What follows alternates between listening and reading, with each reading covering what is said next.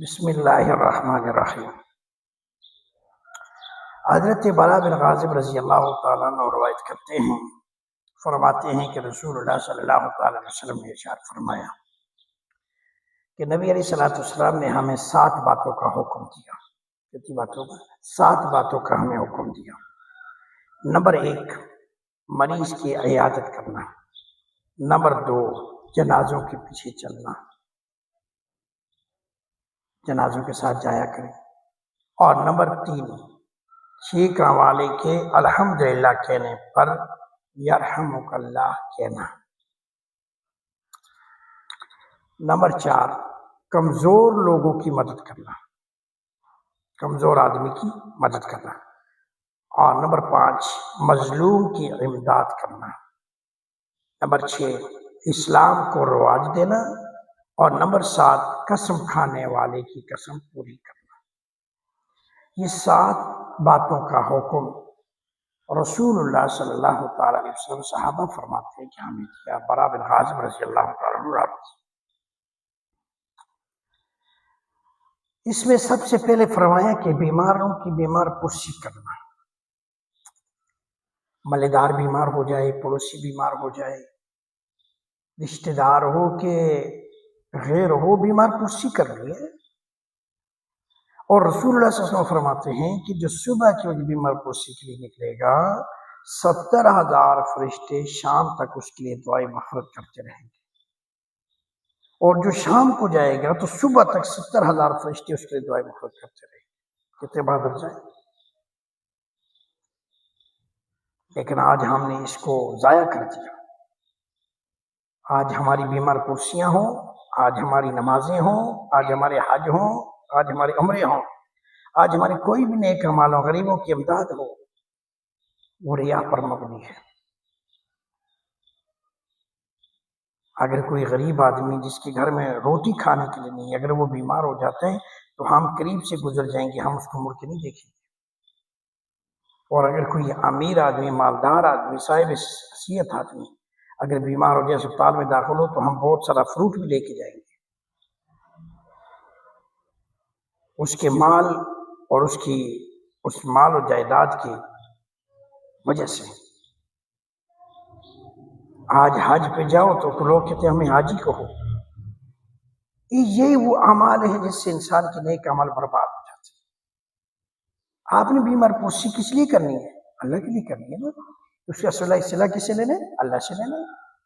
تو جب اللہ رب العزت سے آپ نے اس کا صلہ لینا ہے تو پھر اللہ رب العزت ہی سے مانگو اس کا صلہ۔ تو جب آپ پھر اس میں امیری اور غریبی، مالداری اور غربت کو نہیں دیکھنا چاہیے، رشتہ داری اور غیر کو نہیں دیکھنا چاہیے۔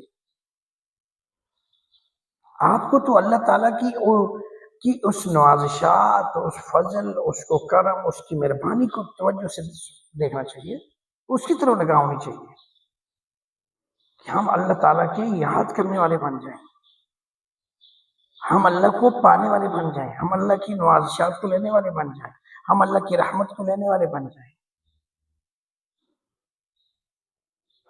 تو اس لیے ہمیں چاہیے کہ ہم اس پر غور کریں،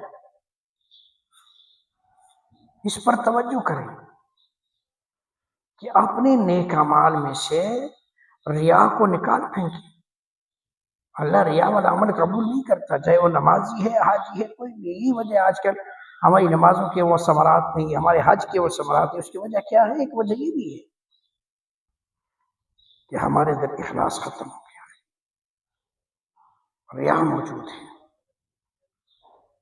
تو اللہ بھی کر قیامت کے دن یہی کہے گا کہ تم نے یہ خیال کیا تھا لوگ مجھے حاجی کہتے، لوگوں نے کہہ دیا، جا اس کا صلہ لوگوں سے لے، میرے پاس تیرا کوئی صلہ نہیں ہے۔ تو نے لوگوں کے بارے میں یہ سوچا کہ لوگ مجھے نمازی کہتے، لوگوں نے کہہ دیا، جا۔ تو ہر اعمال اسی طرح برباد ہو جائے گا۔ اس لیے میرے بزرگوں، اپنے اعمال کو خیر کے لیے لاؤ اور خیر پر رکھو، اور ریاکاری سے محفوظ کرو اور صحیح نیت پر رکھو۔ انما الاعمال بالنیات، نیتوں کا دار و مدار، اعمال کا دار و مدار نیت پر ہے۔ آپ نے کس نیت سے یہ عمل کیا ہے اور کون سی نیت آپ نے اختیار کی ہے، تو آپ کی نیت کو پرکھا جائے گا۔